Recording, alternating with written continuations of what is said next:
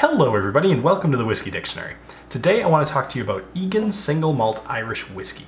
Now this is specifically the 10-year-old version, but this is bottled at 47% ABV and hasn't been available for very long. It's kind of a newer kid on the block. So let's talk about Egan's. Now Egan's ran itself as both a beer and whiskey company, so a brewery and a distillery, for a number of years. It was somewhere around 116 years, and they started in 1835.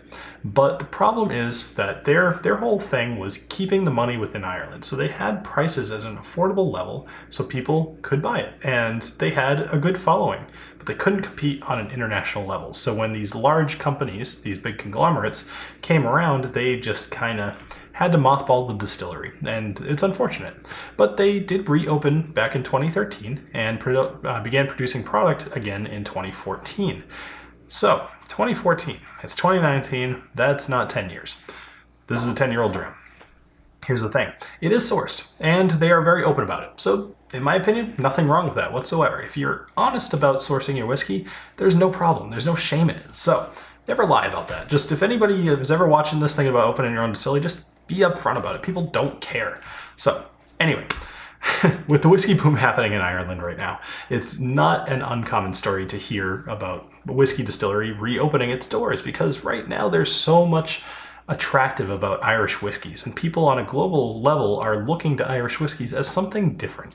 I don't think they're getting sick of Scotch, but variety is the spice of life. And with everybody kind of into whiskey lately, the more you can get, the more variety you can get, the more there is to experience, the happier people are. So the one thing that I will give Egan some credit on is that even though they're sourcing whiskey, they have a pretty keen eye, or nose for that matter, for picking good stuff. And they've managed to put out 4 solid drams. I wouldn't even say that this is their best.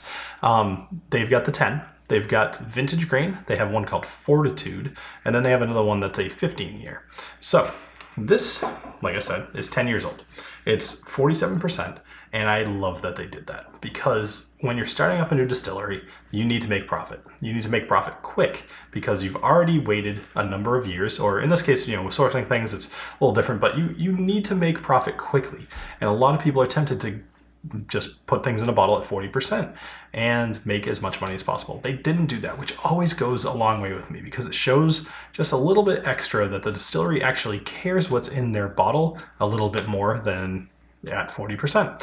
So anyway, good for you, Egan. So I'm happy you did that. I've put a little bit of water in here, and I found that kills a lot of the nosing and the tasting. So even at 40%, I think this would be a very different kind of conversation. So once again, good job. All right, let's go on to the nosing and the tasting. So I have not had an Irish whiskey on this channel in quite a while, and I tend to only really have it in my coffee lately. So I know some of the people in Discord, we always talk on Sunday mornings about having Irish coffees. It's nice, and actually usually motivates other people to have more. But anyway, the nose on this is very good. It smells like apples to me. It smells like grass, it smells like apples, it smells like honey, and it smells like berries. So it's a very nice, pleasant smell. So yeah, I'm gonna leave it at that. So let's go ahead and give it a taste. Cheers.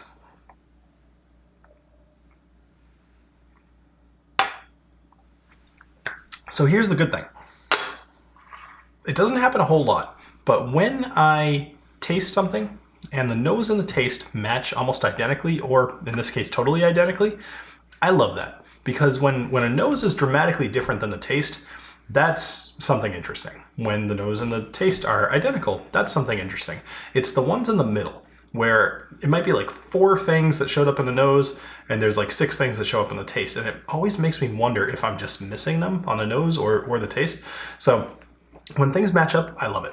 So I will say that other than just getting those the honey, the apples, the grass, and the berries, it's a little bit more grain forward. I don't necessarily mind that in this case. It's not as smooth as some of the other Irish whiskeys that you'll have, but it's not bad at all. So this little guy here, they're proving to me, at least, that they know what they're doing, and I'm looking forward to some of the stuff that they produce themselves.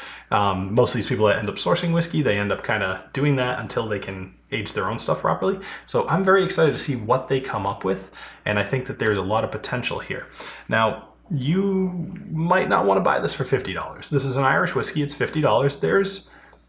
There's a lot of Irish whiskeys out there to be considered for $50, although, the price can go up pretty quickly. But I would put this pretty high at the top of that list of ones to consider. And this isn't even their best dram. So that does it for this episode of the Whiskey Dictionary. This gets a buy it from me. Sorry, I kind of glazed over that. This gets a buy it from me. But this does it for the episode of the Whiskey Dictionary. I'm going to be reviewing their vintage grain probably next week. So look for that episode as well. So cheers.